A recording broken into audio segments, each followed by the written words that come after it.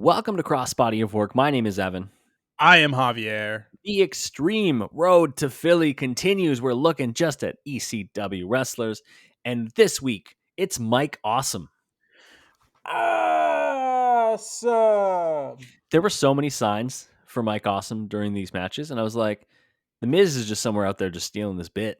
It's obviously not the same. His name is just Mike Awesome. He doesn't Not sound at like The all Miz. the same. Not like The Miz at all. Hey, we're 2 weeks out from WrestleMania in Philadelphia. That is where we will be. We will be at WrestleMania 40. We hope to meet with people who have been listening to the podcast. If you're going to WrestleMania 40, hit us up on social media. Here's a little bit of what you can expect for the podcast going to WrestleMania. There's going to be podcast episodes for each night of WrestleMania as soon as we get back to our hotel.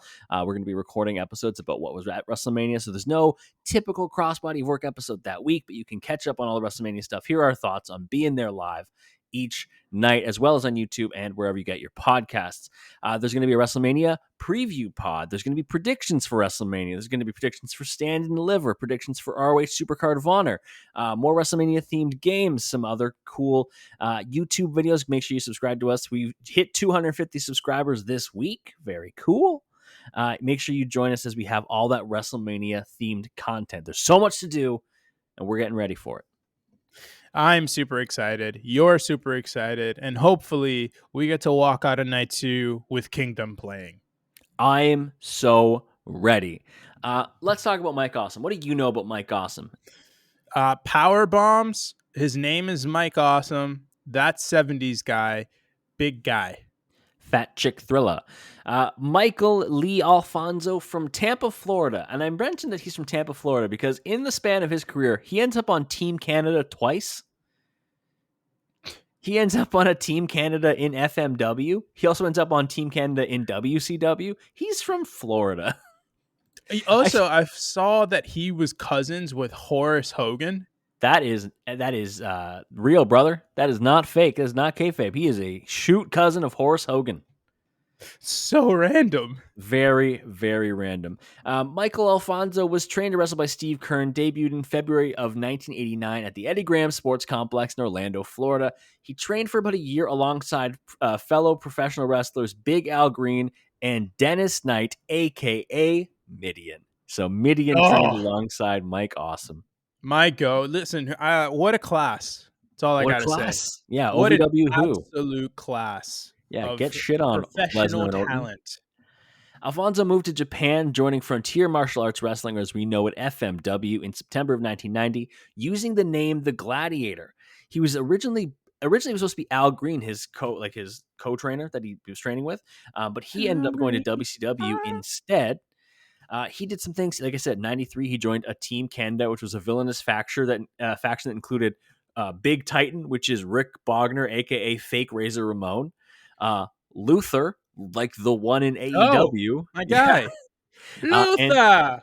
And Horace Boulder, a.k.a. real-life cousin, Horace Hogan. Okay. How many of those people are Canadian? Like one. I think it's Is it just Luther? I think it's just Luther. Rick Bogner, I think, might actually be Canadian too. So it might be two. Gladiator and Titan, Fake Razor, would win the tag titles in a double elimination tournament in January of 94. They'd lose the title. They'd feud with each other, with Gladiator winning 2 out of 3 against Titan. And then Atsushi Onita retired. And so that led to a change in direction for FMW. It was less about the death matches and instead a little bit more technical wrestling. And they pushed Gladiator to be the big heel to go up against star Hayabusa. And that's where our first match takes place. It is the tournament finals for the Brass Knuckle Heavyweight Championship, a.k.a. FMW's world title. September 26, 1995, Gladiator versus Hayabusa. What a match this was, brother. I want to shout out Brad FMW on YouTube, who, when we did the Onita episode, he showed up multiple times. He has uploaded I think he said his 101 favorite matches from FMW. Unbelievable content. Such amazing stuff there. And like FMW is one of the only libraries that isn't owned by WWE. So the fact that it exists on the internet is so crucial and so cool. Yeah, one of a little peek behind the curtain for the fans here. When we were doing setup stuff for content that's to be released soon, Yes. I had to quickly hop on YouTube to find a little video, Yeah. and the like fill in for my search bar was directly to Brad FMW's YouTube account. The man is doing God's work. So there's some pre-match promos. Hayabusa's obviously is in Japanese. He's saying he has to win the title. Awesome has a Band-Aid on his forehead, face paint, and genuinely a Hulk Hogan impression for his promo. That's I could not take him serious after he said brother. After he called Hayabusa brother, he goes Hayabusa brother, or you listen here brother, or something like that. I lost my shit. I could not continue taking a single word he said after that serious. He says he's got to go home and lick his wounds. It's a weird time. Also, a weird time. They play both the American and Japanese national anthem before the Yeah. match. I Like it's was like like, a, what is this? Is this an F1 race? Like, what's happening right now? this is a basketball game.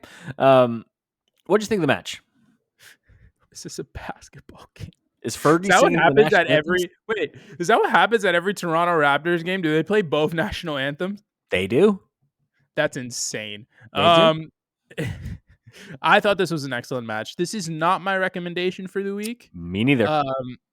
But that is not to diminish the quality of this. This would be the recommendation level quality match for most people's episodes. It just so happens that this week, oh There's boy, Mike there's Awesome some is really bangers good. coming. Yeah.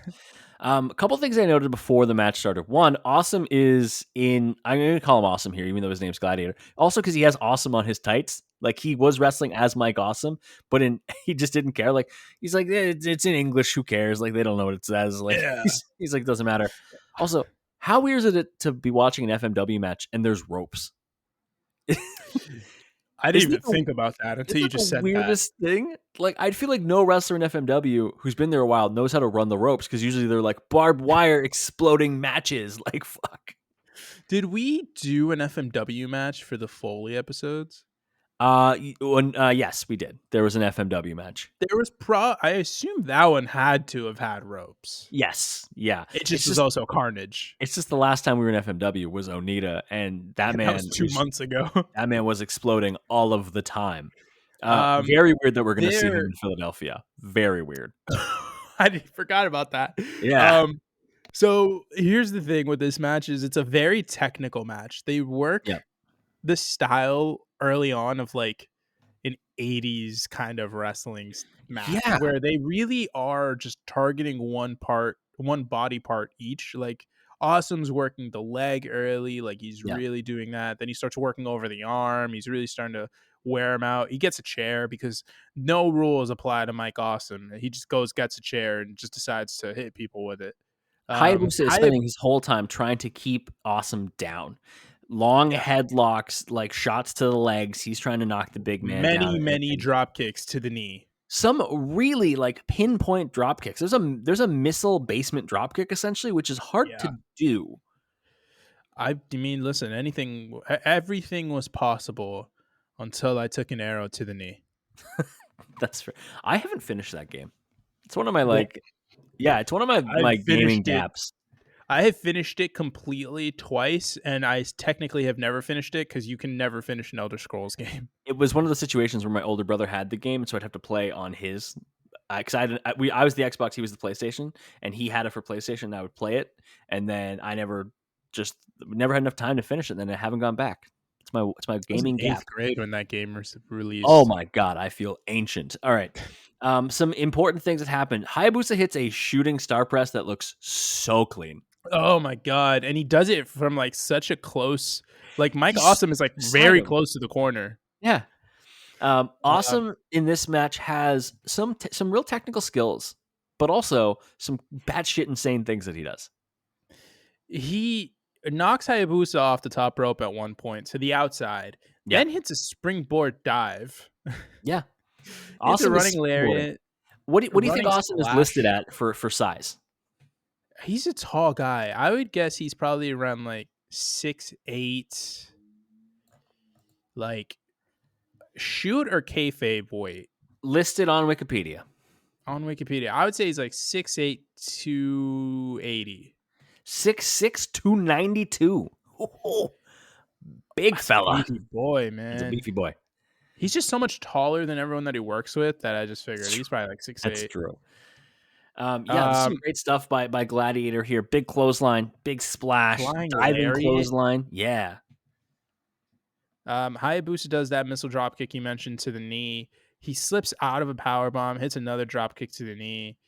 He does a springboard spinning heel kick, which was very, very nice. It's good stuff. Then hits a very weak looking power bomb for a near fall. Yeah, I feel like you shouldn't do power bombs when you're playing against Mike Awesome, because every time Mike Awesome hits a power bomb, it looks like it's going to kill you. Like later on, Well, Gladiator hits a power bomb as Hayabusa is doing a Frankensteiner attempt, and it just yeah. crumples him. I mean, look, the thing is, like, Hayabusa's tall. Like people, for the style that he wrestled, you wouldn't think Hayabusa is as tall as he is. Like he's not like it's like he's like 5'8" out there. Like the guy, I don't know how tall he is, but like I would guess he's all of like 6'1". Um, Something like that. So like, he's him going for a power bomb is believable. The problem is Mike Awesome is 292 pounds. Yeah, Hayabusa listed Uh, 6 feet clean. yeah. Yeah. Yeah, he's very much in the Seth Rollins build, except he's not Yeah. CrossFit Jesus, so Yeah. he's not actually that big. Let's go to the finish of this match. So Gladiator, like I said, that powerbomb was Hayabusa's trying a Frankensteiner, gets a second powerbomb, hits a huge splash. Hayabusa does get a superplex after meeting Gladiator in the top rope, goes up for a moonsault, gets a 2. We then get a top rope awesome bomb. Sit out, awesome bomb. I don't know if he And always sits out on the awesome bomb. I don't he think does so. I not. think he just Normally he hit it. just chucks people. Yeah, but he sat out. He hit a top rope, sit out power bomb. It's so good. Nobody should ever kick out of that. So 1, And 2, 3. Hayabusa didn't. Gladiator's the champion. He's the brass knuckles heavyweight champion. This is not this reign. In his second reign, Gladiator would be the longest reigning world champion in FMW history. Yeah, I did Wow. not know Mike Awesome had Like that. to this day? I believe to this day. That Damn. he is the. I also, to be fair, I don't know if FMW is still around in a real capacity. So I'm gonna look the reign in days. Yeah, Gladiator, May 27th, 1996. He was the champion until September 28th, 1997, when he lost it to Masato Tanaka. So, Mike Awesome would leave FMW for good in 1998. Simultaneously, he was doing some appearances in before Eastern Championship Wrestling and then eventually Extreme Championship Wrestling. Essentially, Paul Heyman brought over Masato Tanaka and Mike Awesome, who were two rivals in FMW, one of the best rivalries in FMW, and just said, hey, what you did over there, do it over here. And they did. Awesome began in ECW by losing to Tanaka on an episode of Hardcore TV, and then following the match, Awesome bombed him over the top rope through a table, and everyone in Philadelphia collectively lost their minds. So that led to this match, ECW Heatwave 1998, Awesome versus Tanaka, one of the best rivalries in ECW history. Evan, go ahead. Just fangirl for a second. I didn't watch these live, right? I wasn't into wrestling until 99. I've said that before. St. Valentine's Day Massacre, whatever. You were a child. I was a child. However, my brother got back when in the day when you got actual compilation DVDs, like you would be like, what's the best of ECW, right? And on every single volume of Best of ECW, there is at least one Tanaka versus Awesome match. And if you could wear out a DVD, we would have. Just to see Masato Tanaka eat chair shots to the face. He just eats chair shots to the head. It's crazy. Here's the thing that I didn't even know, and now I want to do the Masato Tanaka episode because I'm very intrigued by this. So I will always say that Kane is the greatest unprotected chair shot to the head taker I have ever seen. Yeah. Masato Tanaka gave that man a run for his money in this match. Tanaka is built different, and it scares me. It genuinely scares me the way that he takes these. But he is not a very big man. 5'11", 202. I just looked it up. He was eating it from a freaking 6'6" giant of a man. It is insane. The crowd is big here. They're like not in the ECW arena. This is like an arena. Yeah, I'm gonna look at where Heatwave 98 was. Awesome runs up to like he just runs up the corner, kind of like he runs towards the corner, climbs the middle and top rope, and then just hits a back elbow. It is Um, the Hara Arena in Dayton, Ohio. ooh, shout out to Capacity, Dayton. capacity of 4,400. I predicted Dayton to win their first round match. I predicted both Atlantic 10 teams to win their matchups, and they did. I did not. It's not a good And time you for your boy. lose. Yes, I I did. only got 2 picks wrong On on day day one, 1. And one of them was entirely my fault. I was a dumbass for picking that. I picked Long Beach State over whoever they faced, Houston probably, people love Long Beach State. and that It was a was mistake. Arizona, I think. Yeah, Arizona, and I got that one entirely wrong. And then I picked Kentucky to win because everyone probably picked Kentucky to win. So did I. So early in this match, Tanaka tries to shoulder block Awesome. Awesome says, "Get off me, motherfucker." And a capture overhead belly to belly suplex. Oh, Great. Slingshot's shoulder tackle. By the way, Mike Awesome, an incredible bag. Just an insane bag of moves, bro. for a big man, I think underrated agility from Mike Awesome. I cannot think of many people who have a deeper bag than that at his size. I'm gonna say, like, it's probably the training from Japan, right? Like going over there and just seeing the style. Like, I'm sure Yeah. he developed his bag a lot over there because he was there, especially during the non-deathmatch times. And yeah, like he's just got so many weird moves. And yeah, of course, a staple of his offense is power bomb, pick somebody up, fucking chuck them. Like that's Look, part of it man, too. here's But the he does thing. other stuff. Like people are like, "Oh, Wardlow is he's just Ryback, all this other stuff, blah blah blah." When Wardlow hits a power bomb, I want to like tears start flowing out of my eyes. It's the power bomb is an art form that I just feel people underappreciate.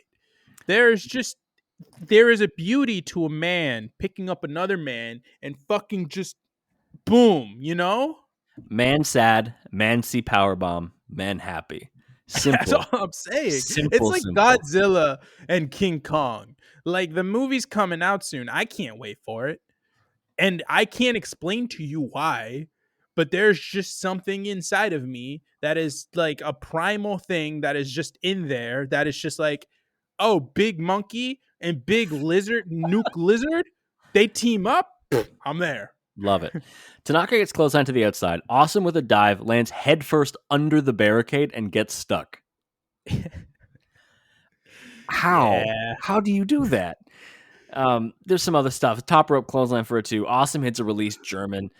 Tanaka immediately pops up, hits a power slam and a running close or a springboard clothesline. It's like, Oh my okay. god. The only person Uh, who's allowed to no sell is Masato Tanaka. and Sting. Um Yes, AEW sings specifically. Tanaka runs all the way up the ramp, comes back down the ramp with a chair. It just basically clotheslines Awesome with the chair. It's great. Then they do a dueling chair spot, which is something they did in pretty much every match in some capacity. So they're Tanaka literally wins. Tanaka does win. They're literally hitting each other with like their swords, but with chairs. Hits a chair shot across the spine. Awesome whipped into the barricade, and then Awesome backdrops Tanaka into the front row. ECW was a dangerous place, man. If you got front row tickets, like you probably were getting like kicked in the face by somebody. Spike Dudley might hit you in the face by diving at you. Like, But also like you might just stab someone by accident. Like this is true. if you got something sharp, you might just accidentally, oh, what? Yeah. Now I got a case. Awesome hits an awesome bomb for a near fall. Yep. It's an Alabama slam, which is just an insane thing that's in his moveset. Maybe the best Alabama slam in the business. This is so good. I think he's the right height and he's just so snappy with it. It's so Here's good. the thing. He's kind of safer with it now, but at first I thought it was great. Drew McIntyre's like Drew does have reverse Alabama slam is beautiful. Yeah. I love that move. Hey, and then we get this section brought to you by CTE. Tanaka just eats chair shots to the head, just repeatedly. Awesome cracks him multiple times. Tanaka kicks out. Shout out to CTESPN. Yes, it is. There is a lot. On the third one, he knocks him out. Running release awesome bomb. He doesn't go for the pin. Mm-mm. Instead, he goes for my finisher. He hits the chair shot off the top rope. I got so happy when I saw that was in this match. I was like, Javier's gonna love this because that is your finisher. I popped. I popped so hard. It's the greatest thing ever. Awesome Tanaka, really wants the bomb yeah, through the Tanaka table. escapes through because he wants to do the same thing he did to him in Heatwave, where TV, where he powerbombs him from the ring through the outside table. Tanaka escapes and does that to Awesome instead. 5'11" Masato Tanaka powerbombs Mike Awesome from the ring through a table at ringside, and I swear to God, ECW crowd comes unglued in a way I haven't heard in forever. Brother, I came You'd think Stone unglued. Cold's glass broke. Like, it's crazy. The You think pop's Cody just huge. won the title in the main event? Also, Awesome It's lands I wrote very it in much. all caps. Awesome lands very much on his neck. Oh, not the worst neck landing on this episode. We will get to that, but it is bad. Tanaka hits a discus elbow for a near fall, and then he follows it up with a tornado DDT on a stack of chairs. 1, 2, 3. Masato Tanaka beats Mike Awesome. It's good stuff. It's still not my recommendation for the week. We are going to see Masato Tanaka again this episode. Surprise, surprise. We are going to take a break. When we get back, Mike Awesome is the ECW World Heavyweight Champion. Back from the break, almost immediately upon arriving in ECW for his third run around, which was September of 99, he won the ECW World Heavyweight Championship at Anarchy Rules by defeating Taz and Masato Tanaka in a three-way dance, a match that we've covered in Taz's episode because I thought Taz was in it for longer. Taz is in that match for 2 minutes and 45 seconds. And then it's another Masato Tanaka, Mike Awesome match, and it rules. It rules. Then he would defend it against a variety of people, but we have picked his defense at Guilty as Charged 2000, so the January pay-per-view. It is the ECW Heavyweight Championship on the line against Little Spike Dudley. Yeah, I think legally this should be illegal. Like, I think that legally it should be illegal. It's like a moral, like it's wrong. This should be. Where did this pay-per-view take place? Was this the East? This is in Birmingham, Alabama. I think this should be illegal in Alabama. Like, this should not be a thing that should happen. You know what I mean? You're probably right. Little Spike Dudley, we all know Spike Dudley, famous. He was in WWE, he was in TNA, but he started in ECW as like his big break, as the runt of the litter, obviously. He's listed 5'8", 150. It's just not fair, Like, it's just not right. Spike is out first, obviously, because he's not the champion. Yeah. Immediately is setting up tables around ringside. He's just running around, just setting up tables. He's got the ref helping him. He's like, come on, I need these. Like, set them all up. He stacks a couple. He's ready for war. Like, I respect it, really, I do. But, man. Apparently in the lead up to this, I don't know who the woman was, but somebody that Spike Dudley was like associated with, Mike Awesome knocked her teeth out. Oh my so God. So Spike gets on the mic and says, Awesome made a name for himself by putting people through tables and beating up women. Well, I made a name for myself by going through tables and beating up bullies like you. Bar. Mike Awesome comes out and immediately press slams Spike through a table at ringside. Like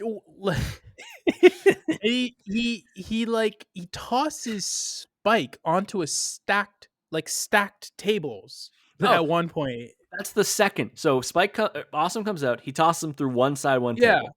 Brings Spike back in the ring. Tosses him through the stack of tables on the opposite side. And then he sends him over the rail and then dives onto him. Yeah, it's fucking crazy. I also want to say here, this specific era of Mike Awesome is, I think, the best he looks. Yeah. I think physique-wise, 100%. Physique. Also, the mullet works. You gotta respect the Mike Awesome mullet. It works. Yeah, it's one chair shot off the top rope away from me wanting him to just. What was the where are we in 2000? What is the date It's of this January of pay-per-view? 2000. He should I beat The want Rock and he should have been in the it should have been a fatal 5-way at WrestleMania. It he should have been a wins instead of squash Rock and too. Big Show. He just eliminates them both. I love that. Yeah, Spike is getting absolutely demolished here. Like he gets back into the ring, hits a slingshot splash, gets a cocky cover on it though, so it's a near Yeah, fall. Then he just starts toying with Spike, Spike literally toying with him. Spike does get out. There's not an awesome arm attempt. Spike with some punches and a head scissors take him to the outside. Spike dives off the apron and then hits what we know in WWE is a Dudley dog, but in ECW was the acid drop, Which is and just hilarious name. great name. Runs up the barricade and lands him on the barricade, essentially guillotining Awesome, which was a really good move. Gives him chair shots afterwards too. I don't think we've talked about the Dudley dog or the acid drop. This was the number one move I would hit on my brother's friend. We had my brother's best friend would come over and we'd watch ECW, and I was like 7, 8 years old, and he was 16, and he would always let me hit him with the Dudley dog because I'm obviously much smaller than them. So I would run up I'd run up my brother's desk and then hit him with the Dudley dog onto the bed. And my brother's friend would sell it like he was dead. It was the best. It was the absolute bee's knees. I would hit Ryan with the Dudley dog. You're better than me because screw the Dudley dog. 100% RVD's 5-star frog splash is getting hit.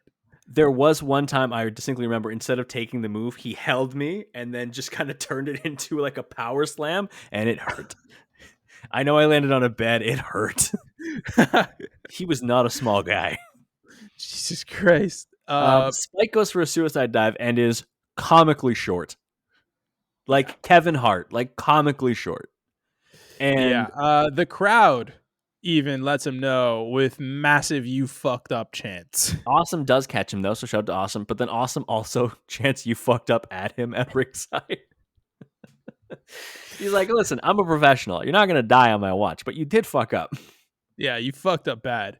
A little later, Don, a Spike hits a Frankensteiner. Yep. Then hits a flying stomp. Awesome kicks a chair into his face. Yeah, it's tough for Spike. Awesome dives throws off him the into the rope. rail again. Yeah, he dives off the top rope onto Spike into the crowd. Yeah, it's a lot. It's a lot of getting his shit kicked.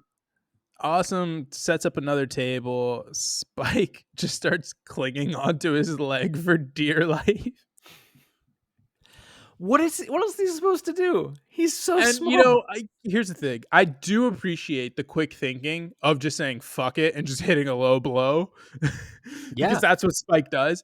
And then he does another acid drop through that table. It was awesome. That acid drop through the table. Like, this is the ultimate hope spot in this match. Once he hits that low blow and that acid drop through the table, you're like, oh, there's a chance. And then he grabs some cables and he starts choking him. Hits him with a chair, does a top rope chair shot. You know, he's stealing your move too. An acid drop is attempted in the ring, and Awesome tosses Spike Dudley clean out of the ring and through a table. Yeah. Yeah. How much fun. Do you think Paulie's going up to Mike Awesome? He's like, hey, guilty as charged. We got guilty as charged coming up. You're going to defend the title. And Awesome's like, obviously, I'm the world champion. And Paulie's like, you're going to defend against Spike. And you think Mike Awesome's like, oh, I'm so excited. I'm about to throw this man. I'm gonna come up with the most creative shit. I'm about to whip this dude around the ring. I'm gonna throw him mess him up. I'm gonna throw him so far he lands in Mississippi. This is gonna be awesome. They start fighting onto the top rope. Awesome ends the fighting. He ends the match with a top rope Awesome bomb through a table. With one arm.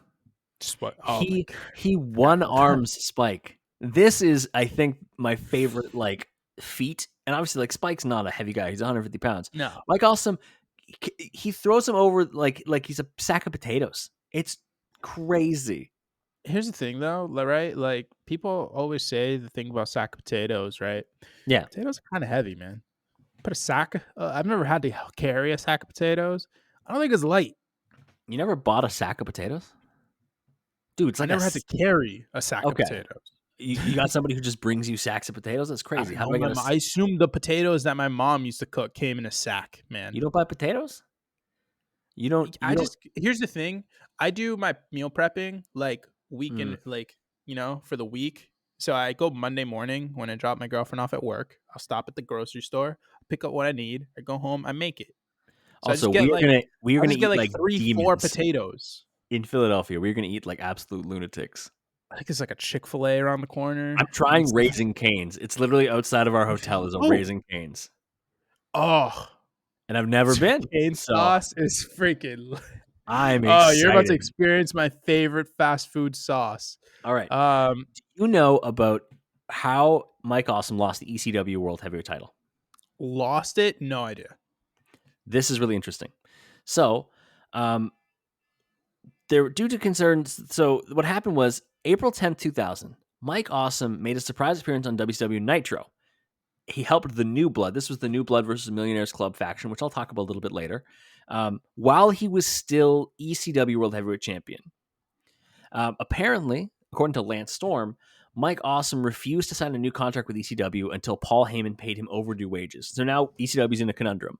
Their World Heavyweight Champion has essentially turned their back on the company to sign with WCW, but he's still World Champion. And they don't want to have a Medusa thing happen. So what they do is WCW refrained from having Awesome appear on television shows with the ECW title. He was not allowed to show it. And then they reached a compromise with ECW. And this is the weirdest compromise. Awesome, who was a WCW employee and was ECW champion, appeared a few days later at an ECW event in Indianapolis, accompanied by WCW's head of security. He lost the title to Taz. Taz at the time was a WWF employee. Oh my god, I didn't even. So he lost a WCW wrestler lost the ECW world title to a WWF wrestler who lost it a week later to Tommy Dreamer, who, if you're wondering, lost it 20 minutes later to Just Incredible. Hot potato, passing it on. But isn't this the weirdest thing in the world that the only compromise they could come to was to have Mike Awesome lose the belt to a WWF guy? How is that the comp? Why not just put I it on have Dreamer? no idea. Apparently, there was a push by Mike Awesome. He wanted to drop the belt to somebody else. He wanted to drop Or the to belt Just to Incredible? Like, he wanted to drop the belt to Rhino. He said like we could have had a really good match and like it would have been good. And Rhino was getting a huge push at the time, but instead this was what they came up with. So now we have Mike Awesome in WCW. He continued to be a major factor for the New Blood. If you're wondering, New Blood, think of what Main Event Mafia was. That was the Millionaires Club. So it had everybody in it. You know, all the WCW, the big guys, Sting, Ric Flair, Kevin Nash. They were all in the Millionaires Club. And the New Blood was kind of like, hey, here's all the cool, hot new guys on the scene. It had guys like Billy Kidman. It had Mike Awesome. It had Rey Mysterio. It had Chuck Palumbo and Sean O'Hare. It had Hoovy. It had like all the younger guys who were it's looking way for their spot. people are in this group. On here, they are listed as having, what is that? 1, 2, 3, 4, 5, 6, 7. Oh, like 25 people in this group. All right. And then the Millionaires Club was a group of 8. Flair, Hogan, Nash, DDP, Sting, Sid Vicious, Kurt Hennig, Lex Luger. How is this a rivalry? The numbers alone are enough. Listen, at some point, we just have to be realistic with ourselves. Under no circumstance should a group of 25 be losing to a group of 8. When the group of 8 has Hulkamania on their side, brother, that's what you know. Superstar appearance. Our next match is WCW Slamboree 2001. Love the name Slamboree. It is Mike Awesome versus Kanyon. Any excuse to watch Kanyon. I love Kanyon. So technically, this isn't New Blood versus Millionaires Club because Kanyon isn't in the Millionaires Club, but he is babyface. Because here's the weird thing: the New Blood were the heels. And initially the plan was for the New Blood to be like, you know, people would cheer for them to like take the place of these old guys, and everyone just cheered for the old guys. Everyone's like, "Fuck it, we like Ric Flair. We know what Ric Flair's about. we like Sting." Fickle people. Fickle. This is also coming after the you've heard of the WCW hard reset, right?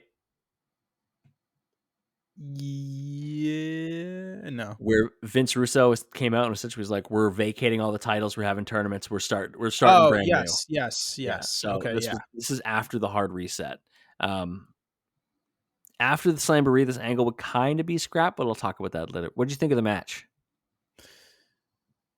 This was a hell of a match. This is a good match. Still not my recommendation. No, it's weirdly it's like the fourth best match, but it's still really good. This is an incredible match. Like, Yeah. this is a very, very good match. I think of all the matches, I mean, we'll get to the rankings later, but like, I would say, yeah, this is probably the fourth best. Yeah. Which is crazy because it's a good pay-per-view match with a nondescript finish, but I mean, there's a more conclusive thing that happens later. Yeah, we'll talk about that one. Awesome with the tope, like To right off the bat. start the match. Just right off the bat. He whips Kanyon into the guardrail, then into some steps, flying clothesline for a near fall. He gets some chair shots to the gut and then a big one to the back. And I was like, where's the disqualification? Did not realize this was a That's street true. fight. What are we doing? There's also some unique Kanyon offense because that's always something people talk about with Chris Kanyon is the unique offense. And I want to talk about it briefly. Kanyon runs awesome into a ring. Kanyon? He runs awesome into a ring post and has him so his stomach is facing the ring post and he's on his side. So he's like tucked around the ring post with his feet and his head sticking out. And then drop kicks him stomach first into the ring post. And I was like, that's just a weird thing. Nobody would do that. Like, but Kanyon would. He's like, yeah, I can figure this out. That sounds like a fun way to make a living. Loud EC dub chants. Yes. Very loud EC dub chants. They fight into the crowd for a hot second. I don't think Kanyon ended up in ECW at all, but I'm going to just double check. I couldn't tell you. Mike Awesome starts choking Kanyon with a camera cable. He hits a slingshot splash for a near fall. More chair shots by Awesome. And then we get a very, very nice spot, which I appreciated very much. Awesome goes for an avalanche, like a chair shot off the top rope. Yeah. He gets crotched, like facing the opposite way, like he's facing the post. The crowd. Yeah. Yeah. Kanyon ends up hitting like a neck breaker version of the Tower of London for a near fall. It's very nice. Then he hits a swinging neck breaker for it too. Also, Kanyon, never in ECW, just a cool guy. Awesome rolls through after the swinging neck breaker, or the crossbody that Kanyon hits, gets his own 2 count. We get what I described as like a spin out flapjack by Kanyon. That was a good move. Yeah. Yeah. Probably the best way you could. I mean, I just kind of called it an F5. It just kind of looked like an F5. Yeah, it's like a variation instead of landing all the way around, he only like spins him halfway. Yeah. Awesome bomb by Awesome, where Kanyon lands on his neck. Like, yeah, very I'm much. not gonna. It just looked like he sandbagged him.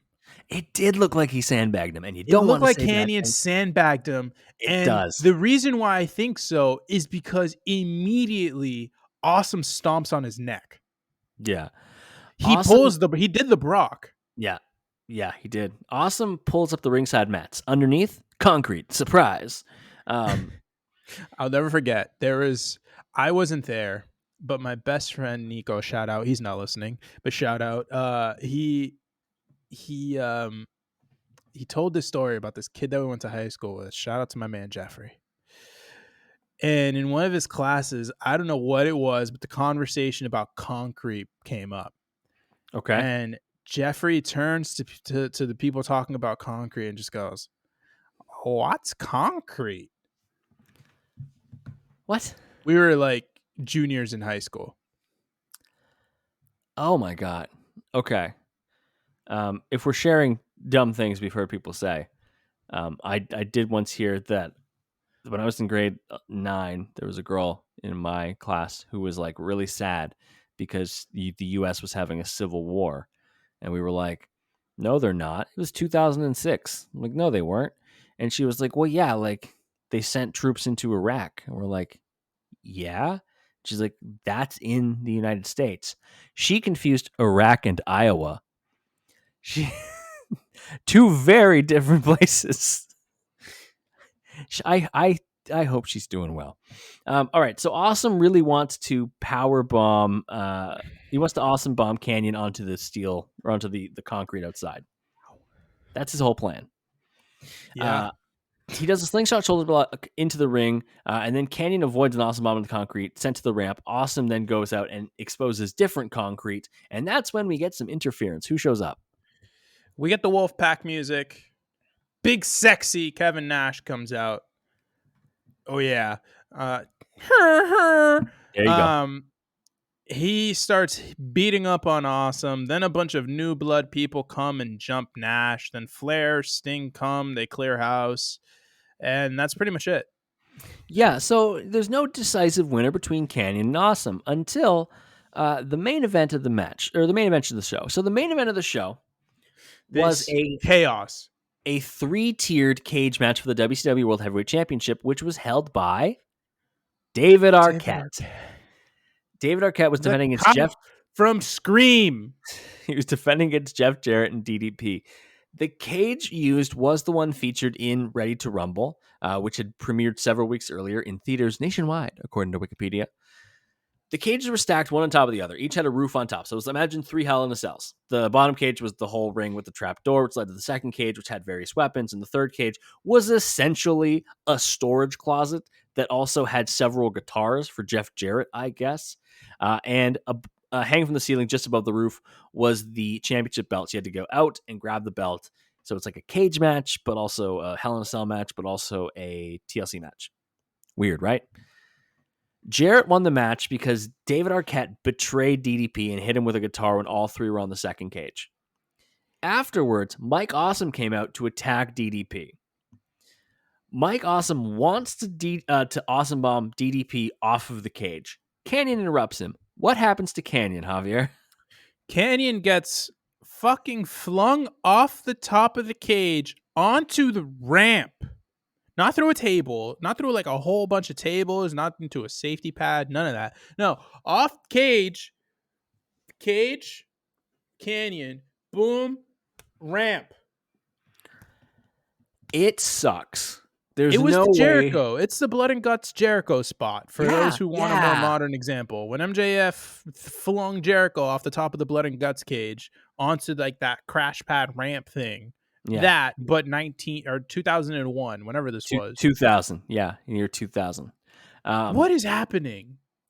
So Mike Awesome, that's a huge moment. He ends the pay-per-view by throwing Kanyon off of this massive cage onto the ramp. That is the last shot. The last shot is not Jeff Jarrett winning the WCW World Heavyweight title. It is that. It's Mike Awesome throwing Kanyon off the cage. So how does WCW capitalize on this? Well, he was given the career Kanyon. He was given the career killer nickname, which is an awesome nickname. That's a pretty good one.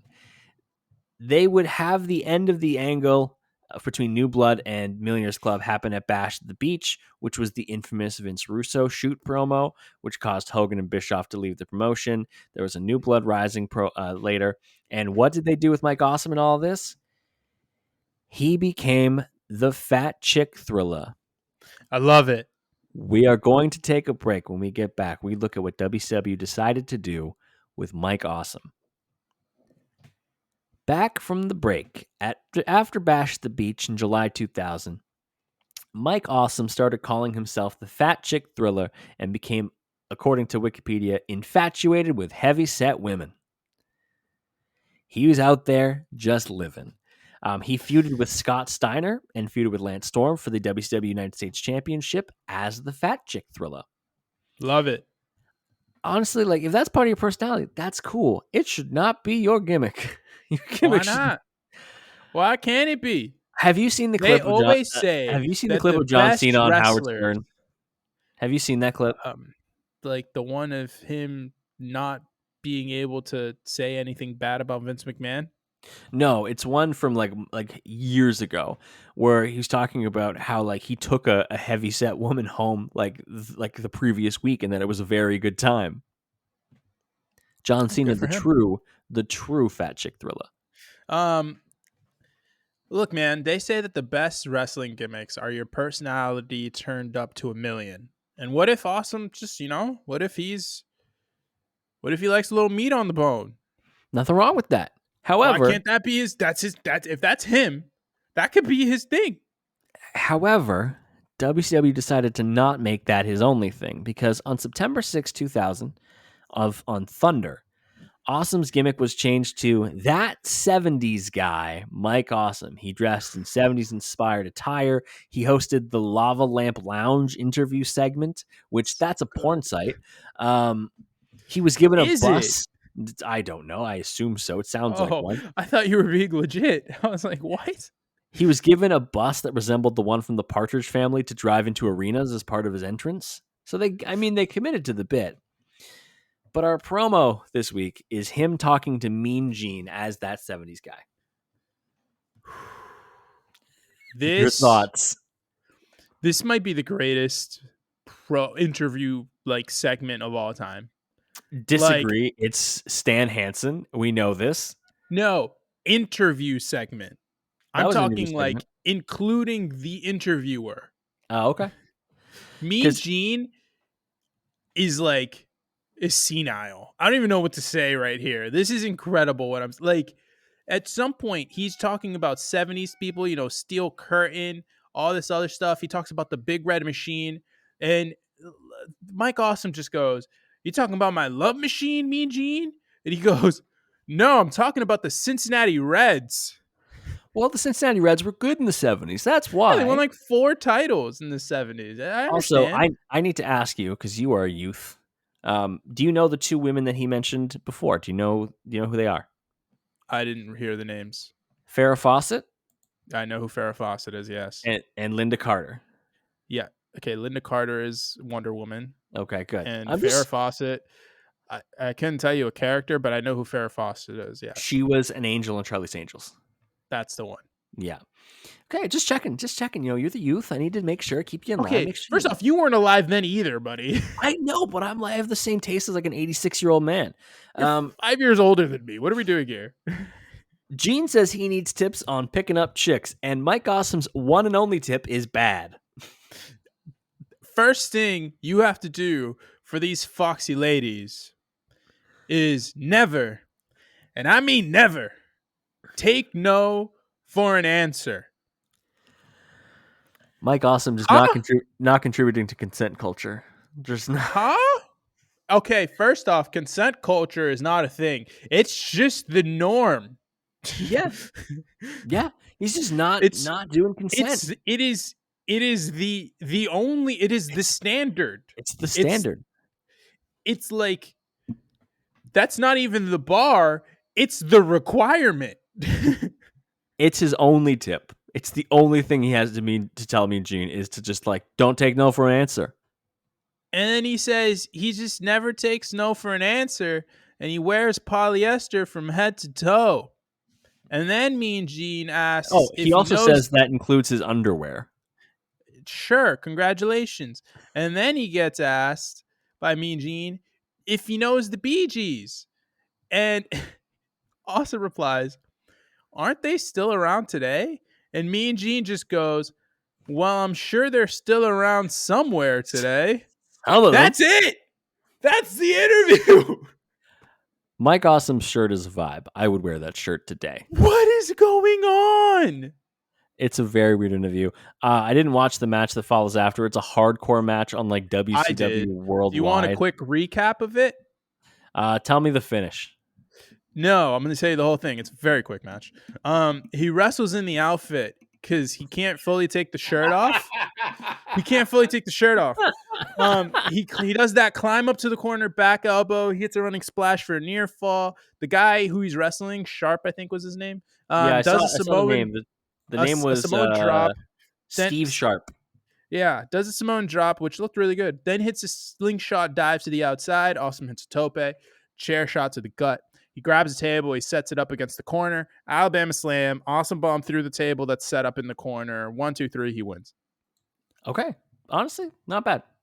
That 70s guy was a terrible gimmick. And so that entire clip that will be somewhere where we post. It'll be in that is my recommendation for the week. Just that entire thing. It's in the description of the video. It's also in the podcast notes wherever you're listening. I In a don't care shooting, what you do. It's not my recommendation match for the week. But the entire thing, it's like 5-6 minutes, whatever it may be. Go watch it, please. in a shoot interview that Mike Awesome did in 2003, he said that the infamous incident between Vince Russo and Hulk Hogan may have been one of the reasons that he got stuck with things like the fat Chick Thrilla and that 70s guy.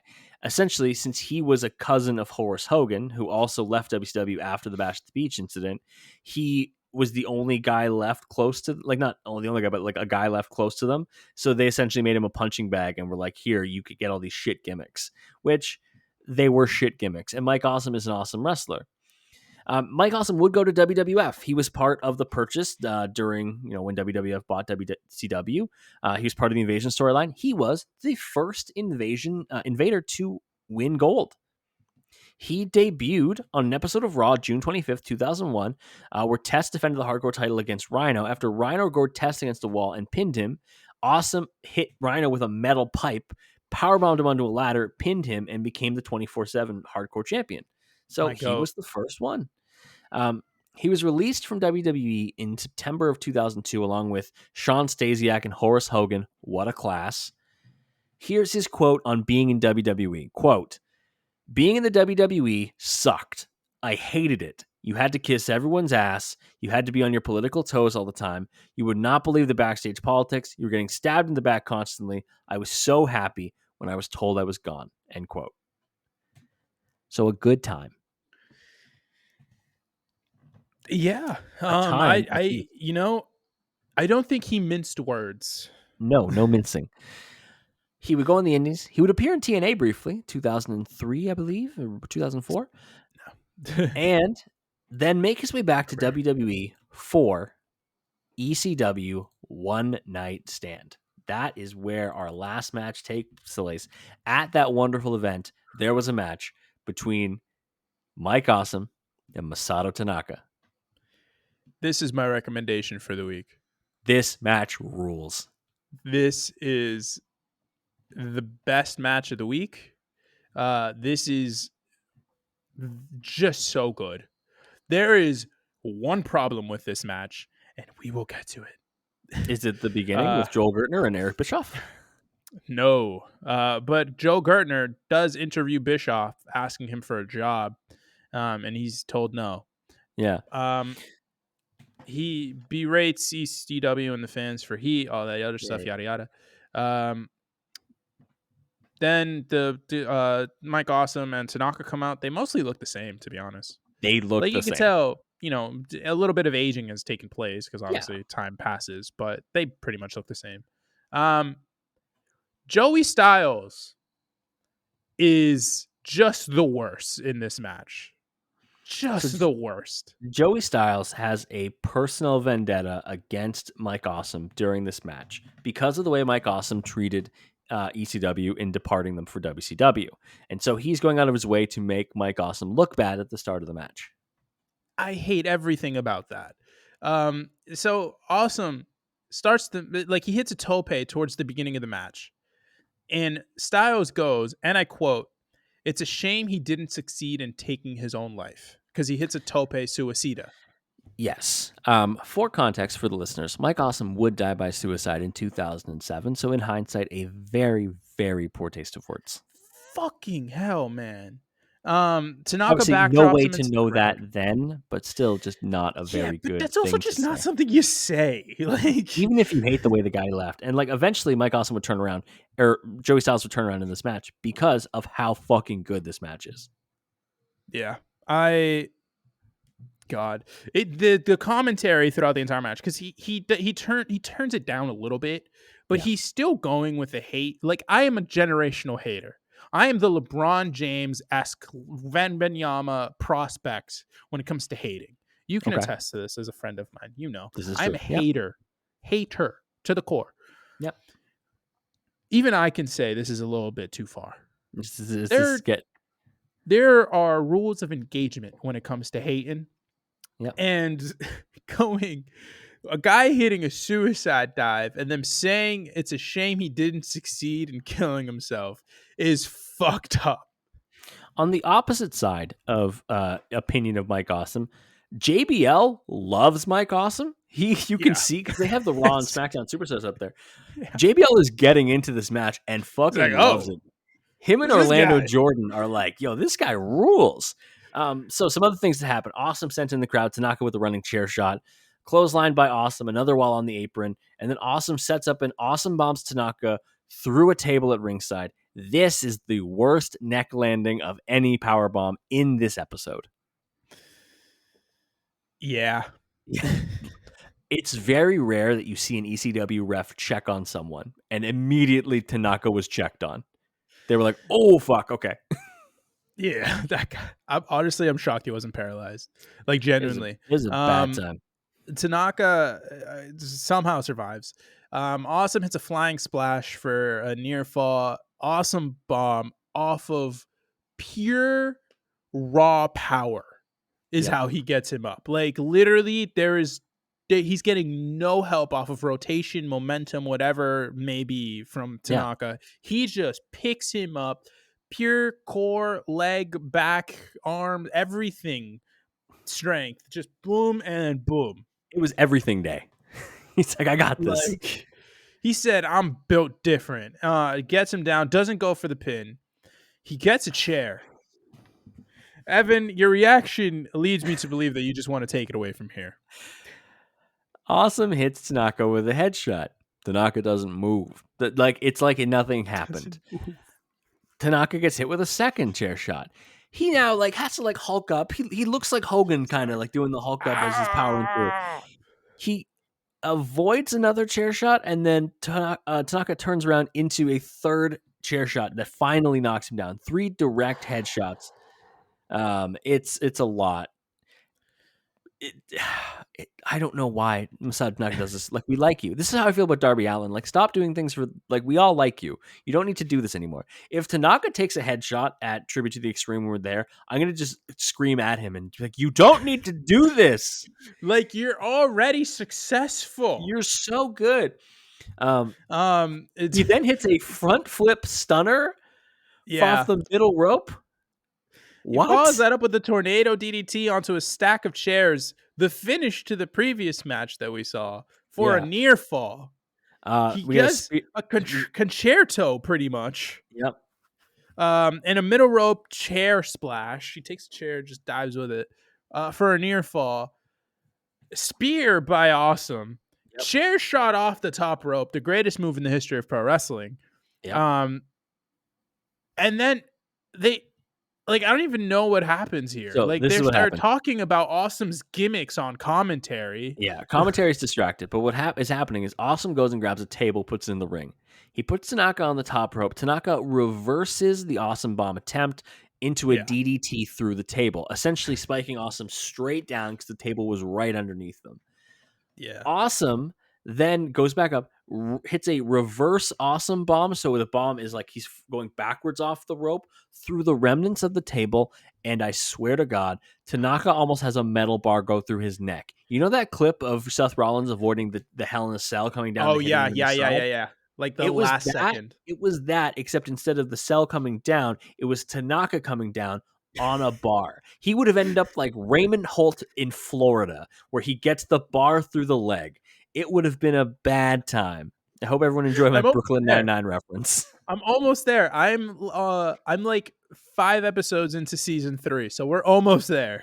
You're almost like Greg and Larry. What a great time. Actually, I think I just finished the 3rd heist episode. The crowd is so excited. Standing O, EC dub chants. This match rules. Joey Styles will not let it go. He does come around to be like, this is a really good match. This is excellent stuff. This was the standout match of ECW night one night stand the first time. This was the number one match. Get to the finish yet? No, it's your time to shine. Yes. So a table is on the outside.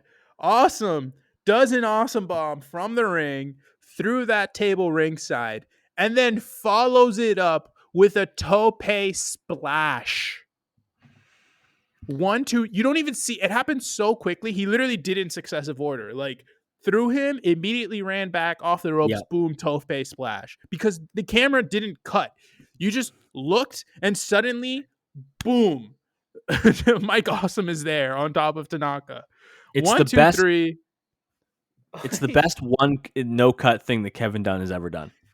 Holy crap! It is insane. This was my recommendation. This is incredible. I don't remember the first one night stand, because I had no interest in ECW, Yeah, if I'm being it's fair. completely honest, because It's I fair. just didn't watch it. I didn't know anything about it. The internet wasn't privy enough to me, like accessible enough to me for me to like do research on it as much. Yeah. Also, I was like, this was early This was 2005, right?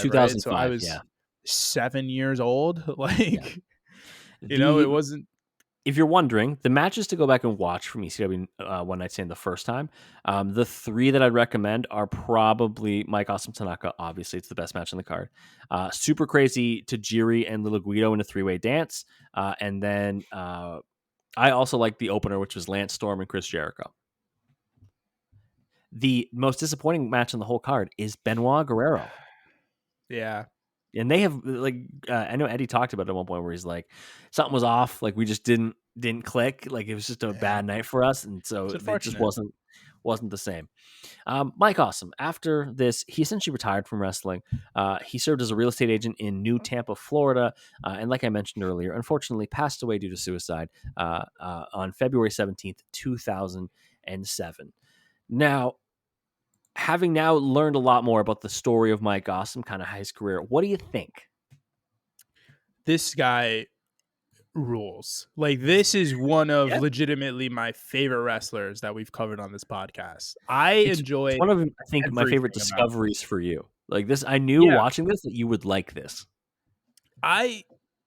You sold me. You sell me with the power bomb. Like, I am the biggest Wardlow guy. I wanted him to beat Samoa Joe, if I'm being completely honest, when I Oh was my at that god! Dynamite. Just because I love power bombs, man. You give me a guy who does a power bomb as a finisher, I'm there. Obafemi, the North American Yeah, champion over in NXT, yeah, big sit out power bomb. That's my freaking guy. You give me a big man doing a power bomb, sit out, standing, repeated, release, whatever. Give me a power bomb, I'm in. I'm sold 100%. And absolutely. this guy, his whole freaking gimmick was the awesome bomb, pretty much. And I was okay with that, because he Yeah, also did a lot more things. He was a big man who was doing freaking cruiserweight moves.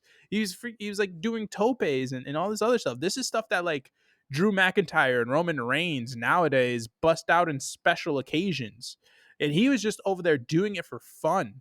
Like, the yeah. Alabama Slam was really cool. The hardcore matches were great. Like, this is a guy who I am genuinely surprised wasn't a bigger deal for his era, because he had the look, he had the charisma. Clearly, like, just that interview segment alone, this man can make anything work. Like, Yeah. I was sold on that 70s gimmick just off of that. The bad part in that promo segment was Mean Gene. And like, he's a great wrestler. Like, I don't know if he was just typecast as like, oh, ECW Japan guy, nah, or if it was just the relation to Horace Hogan, what the deal was there. But like, the fact that Mike Awesome wasn't one of the stars of the Attitude Era is genuinely surprising. I think the thing for me is I didn't know about the level of success in FMW. I knew that he was in Japan. Like that, I knew, like many others, that he had traveled to Japan. I didn't realize the extent, like the longest reigning FMW heavyweight champion, like Yeah. taking the title and defeating guys like Hayabusa, having these matches with Tanaka over there. Like, I didn't know that was the level of things we were dealing with Mike Awesome over there. I knew about his dominating run in ECW because he was probably like the best monster that they had in ECW. Like, he was that guy. And he was really great at it because they had like a couple of really good archetypes for like heel champions. Like, they had Reiner near the end, they had Shane Douglas, who was really good at it, and they had Mike Awesome in between. Like, he was one of the best ECW champions in terms of his run. And I think unfairly, people lump that 70s guy and the Fat Chick Thrilla on him, like it was his decision or something to kind of have these gimmicks, when from everything we've read, it was not. So Yeah. tough spot for him to be in, but I love that. I loved what he did with it, and what a talented. And I'm so glad you mentioned just a deep bag. What a deep bag for a Yes. big man, because we've seen big men It's a with three career to be moves. celebrated. Yeah. And Celebrated. it was really good. We encourage everyone to like check out the links in the description below if you're on YouTube. Check out the podcast notes if you are listening wherever you're listening, because they will all have all the matches. Of course, watch a Tanaka match because it's a hell of a time. Either one, Watch that promo segment. yes. Great. Watch the weird promo segment. All right. As I said, the match links are in the bio. Also, YouTube, subscribe. We're at 250 subscribers. We want to get that all the way up. We have so much WrestleMania content coming. Make sure that you are there. Also, in the description, you will find the merch link. You can get cool sweaters like Javier and I have on. You can get the nice hat like Javier has on. We got tote bags. Got my tote bag that came in. My tote Very bag's exciting all the stuff. way over there. I'm not going to go get that, but it's Go really and nice. Go and check out the merch. The merch quality is outstanding. We went with a company called Bonfire. They're putting unbelievable stuff out. Check it out there. The hoodie is incredibly comfortable. I wore it on a Mhm. previous, probably a YouTube video or one of the recent episodes when I got it. It's so comfy. The shirt is great. Just the unisex t-shirt, I highly recommend. It's good stuff. It's good stuff all around. Also, social media. Follow us on Instagram and Twitter at Crossbody of Work as we continue to grow. We put all of our YouTube stuff, our reels and stuff on there as well, so you can see all of our Instagram reels. Join the like 4,600 people who follow us on Instagram now, because we have some really funny reels. Like, it's not all wrestling content. Some of it's just memes and shit, and we have a good time. Make sure you hit and subscribe wherever you're listening. Share the podcast with your friends, because, of course, we're going to have all that WrestleMania goodness coming your way. Next week, we conclude the series on the Extreme. We are going to take a look at one of Javier's favorites, Stevie Richards. Oh, baby. I'm letting him pick the matches. It's going to be a time. God, that's a terrible idea. I do not know any ECW Stevie Richards stuff. I'll find you one ECW match. My thing with Stevie Richards, aside from the fact that he's the greatest wrestler of all time, is just I don't know what it was, but when I was a kid and Stevie Richards was like on freaking like whatever the Green Brand, what was that Green Brand show that WWE Velocity? had? When he was like on Velocity and stuff, like I loved Stevie Richards. Like just he I don't know what it was. I was just in on the guy. And I rewatched the Attitude Era back when on the network, when that was like a whole playlist. And Stevie Richards was just someone that always stood out to me as just my guy. And I still love him to this day. This is an episode for me, and I'm very happy to do it, and I'm excited. We're also going to have a bonus podcast episode. It's not a deep dive, but it is kind of like a career retrospective on Paul Heyman before he's inducted into the WWE Hall of Fame. Look for that in your podcast feed and on YouTube sometime in the near future. Very, very exciting stuff. All right, enough about what we're doing in the future. It's time for some advice for Right Meow. Javier, any final words for the people? This week on Life Advice with Javier, it's good advice that I saw on one of those random like Instagram. I assume they're on TikTok too. Instagram accounts that's like they just go up to random people and is like, hey, what's one piece of advice that you would give someone about X or whatever? And like someone responded, and I thought this was really good, so I gave it a like, and I remembered it for this. This was like last week, and I remembered it for this episode. Don't let a bad person turn you into a bad person. Oh, I like that. I like that. Don't let a bad person turn you into a bad person. A bad experience turn you into a bad person. Don't let bad make you bad. Just be, I'm not saying like move on from it and all this other stuff, process it. If a bad thing happened to you, process it. Like acknowledge it. Acknowledge it. Go through the steps you need to take in order to sort of become like get on the other side of it, but don't let that experience make you a bad person. Remember the old adage, hurt people hurt people. Hurt business. I would also like to know, if you're not watching this on YouTube, you miss Javier using, I think, some sort of bottle. Oh, this is Aquaphor. It's just one of those massive Oh, Aquaphor sticks. he started using an Aquaphor stick as a microphone, despite the fact he has a full functioning microphone in front of him. I also have a Dayquil bottle. You want me to use that? What is going on? What are you starting a are you Breaking Bad right now? All right. You're missing out on all this cool visuals if you're not watching us on YouTube. So check us out on YouTube at Crossbody of Work. We're back next week. Stevie Richards and Paul Heyman. We'll talk to you then. No, it's the Cincinnati Reds.